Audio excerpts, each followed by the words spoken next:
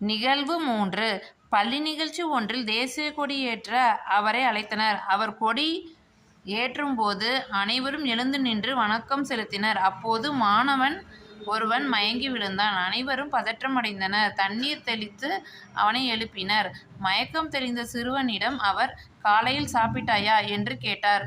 அவன் எதுவும் சாப்பிடவில்லை என்றான். அதற்கு அவர், ஏன் என்று கேட்டார். மாணவன் சாப்பிட எதுவும் இல்லை என்று பதில் கூறினான்.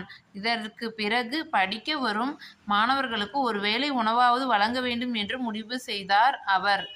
நிகழ்வு 4. பரமக்குடி தாரை பாலத்தை பார்த்தபோது உடன் வந்த கல்வி அலுவலரிடம் பேசினார். இந்த காட்டாற்றில் தண்ணீர் போகும்போது இந்த பக்கத்து மாணவர்கள் எப்படி பள்ளிக்கூடத்திற்கு போவார்கள் என்றார். மழைக்காலத்தில் மாணவர்கள் பள்ளிக்கு வரமாட்டார்கள் ஐயா என்றார் அலுவலர். அப்போ இந்த பக்கம் ஒரு பள்ளிக்கூடம் கட்டலாமோ என்றார் அவர். கல்வித்துறை விதியின்படி 3 மைல் தூரத்திற்குள் பள்ளிக்கூடம் இருந்தால் பக்கத்தில் வேறு பள்ளிக்கு அனுமதி கிடையாதே என்று அலுவலர் கூறினார். அவர் முடிப்பதற்குள், நீங்க இந்த காட்டாற்றை காரணம் காட்டுங்க, இந்த பக்கம் ஒரு பள்ளிக்கூடம் கட்ட அனுமதி கேளுங்க, நான் ஏற்பாடு செய்கிறேன் என்றார் அவர். ஆடு மேய்க்கும் சிறுவர்களையும் பள்ளிக்கூடம் செல்ல வழி செய்தவர் யார் தெரியுமா? குழந்தைகள் பள்ளி செல்வதற்காக நீண்ட தூரம் நடக்கக்கூடாது என்று எண்ணியவர் யார் தெரியுமா? பள்ளிக்கு படிக்க வரும் மாணவர்களுக்கு ஒருவேளை உணவாது வழங்க வேண்டும் என்று நினைத்தவர் யார் தெரியுமா?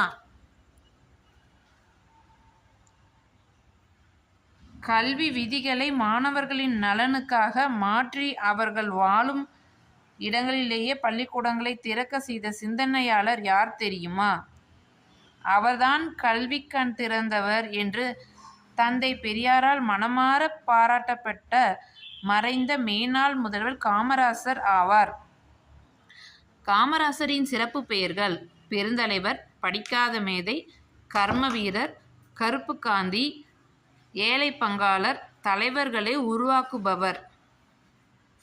காமராசரின் கல்வி பணிகள். காமராசர் முதல் அமைச்சராக பதவியேற்ற நேரத்தில் ஏறக்குறைய 6000 தொடக்கப் பள்ளிகள் மூடப்பட்டிருந்தன.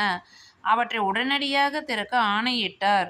மாநிலம் முழுவதும் அனைவருக்கும் இலவச கட்டாய கல்விக்கான சட்டத்தை இயற்றி தீவிரமாக நடைமுறைப்படுத்தினார். மாணவர்கள் பசியின்றி படிக்க மதிய உணவு திட்டத்தை கொண்டு வந்தார். பள்ளிகளில் ஏற்றத்தாழ்வின்றி குழந்தைகள் கல்வி கற்க சீருடை திட்டத்தை அறிமுகம் செய்தார். பள்ளிகளின் வசதிகளை பெருக்க பள்ளி சீரமைப்பு மாநாடுகள் நடத்தினார்.